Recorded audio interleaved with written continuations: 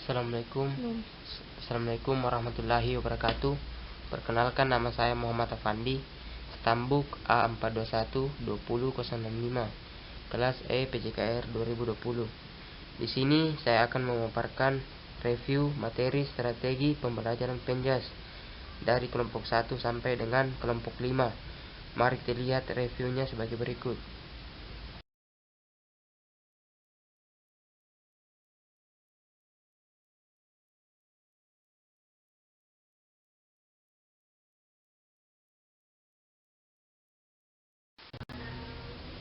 Review kelompok 1, konsep dasar pembelajaran Penjas. 1. Pendidikan jasmani. Pendidikan jasmani adalah suatu proses pembelajaran melalui aktivitas jasmani yang didesain untuk meningkatkan kebugaran jasmani, mengembangkan keterampilan motorik, pengetahuan dan perilaku hidup sehat dan aktif, sikap sportif dan kecerdasan emosi. Lingkungan belajar diatur secara seksama untuk meningkatkan pertumbuhan dan perkembangan seluruh ranah jasmani, psikomotor, kognitif, dan afektif setiap siswa. Nomor 2. Fungsi dan tujuan pendidikan jasmani. Fungsi: A. Aspek organik atau perkembangan struktur dan fungsi tubuh. B. Aspek neuromuskuler atau psikomotor atau keterampilan gerak. C. Aspek perseptual atau keterampilan penalaran. D. Aspek kognitif, keterampilan berpikir. E. Aspek efektif atau keterampilan sikap mental, sosial, dan emosional. Tujuan: mengembangkan keterampilan untuk menjaga keselamatan diri sendiri, orang lain, dan lingkungan. B. Mengerti akan pentingnya kesehatan kebugaran jasmani. C. Meningkatkan kemampuan dan keterampilan gerak dasar dan lain sebagainya. Review kelompok 2, strategi pembelajaran Penjas. Yang pertama, pengertian strategi pembelajaran.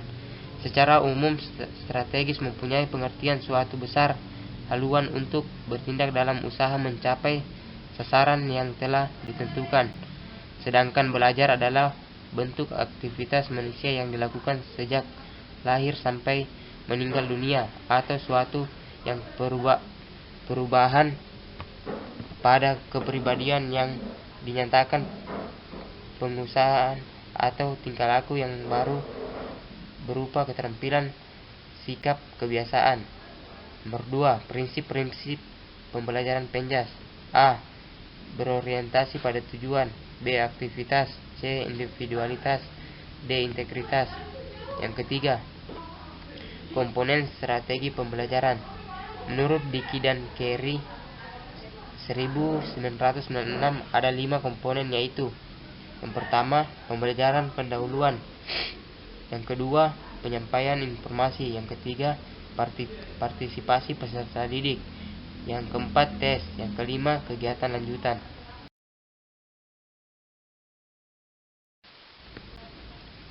Review kelompok 3, fungsi dan peranan guru dalam pembelajaran Penjas.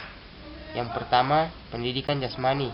Pendidikan jasmani adalah bagian yang tidak terpisahkan dari pendidikan pada umumnya, yang mempengaruhi potensi peserta didik dalam hal kognitif, afektif, dan psikomotor melalui aktivitas jasmani.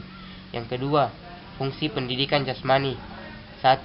Meningkatkan fleksibilitas, yaitu rentang gerak dalam persendian. Yang kedua, meningkatkan keharmonisan antara fungsi saraf dan otot. Yang ketiga, mengembangkan respon positif terhadap aktivitas jasmani. Yang keempat, menyesuaikan diri dengan orang lain dan lingkungan dimanapun berada. Yang ketiga, peran guru dalam pembelajaran Penjas. Peran guru terhadap pendidikan kesehatan guru atau PJOK adalah seorang pendidik profesional yang menguasai pengetahuan di bidang pendidikan jasmani, olahraga, dan kesehatan. Tugas guru adalah sebagai sumber inspirasi yang menjadi penggerak kepada siswa menjadi mandiri dan profesional dalam melakukan semua aktivitas yang berlandaskan pada pemikiran rasional.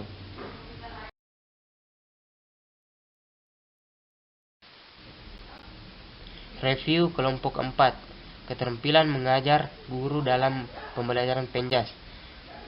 1. Hakikat keterampilan mengajar. Ada 8 keterampilan dasar dalam mengajar, yaitu: yang pertama, keterampilan bertanya; yang kedua, keterampilan memberi penguatan; yang ketiga, keterampilan mengadakan variasi; yang keempat, keterampilan menjelaskan; yang kelima, keterampilan membuka dan menutup pelajaran; yang keenam, keterampilan membimbing diskusi kelompok kecil; yang ketujuh, keterampilan mengelola kelas; yang kedelapan, keterampilan mengajar kelompok kecil perorangan.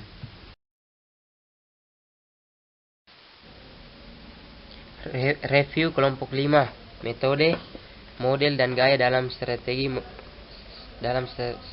mengajar penjas. Terdapat 4 strategi pengelolaan pembelajaran, yaitu: 1.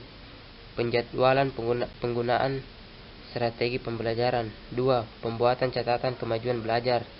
3. Pengelolaan motivasional. 4. Kontrol belajar. Metodenya: A. Pendekatan pembelajaran yang digunakan, misalnya pendekatan proses pembelajaran langsung, pemecahan masalah. B. Metode-metode yang digunakan, misalnya ceramah atau observasi dan tanya jawab. Strategi penyampaian isi pembelajaran ada 3 komponen, yaitu: yang pertama, media pembelajaran adalah penyampaian yang dimuati pesan kepada siswa atau mahasiswa. Yang kedua, interaksi siswa atau mahasiswa dengan media mengacu pada kegiatan apa yang dilakukan oleh siswa atau mahasiswa dengan bagaimana peranan media merangsang kegiatan belajar itu. 3. Bentuk atau struktur belajar mengajar. Itulah hasil review saya mengenai materi strategi pembelajaran penjas dari kelima kelompok di atas. Sekian dari saya ucapkan terima kasih.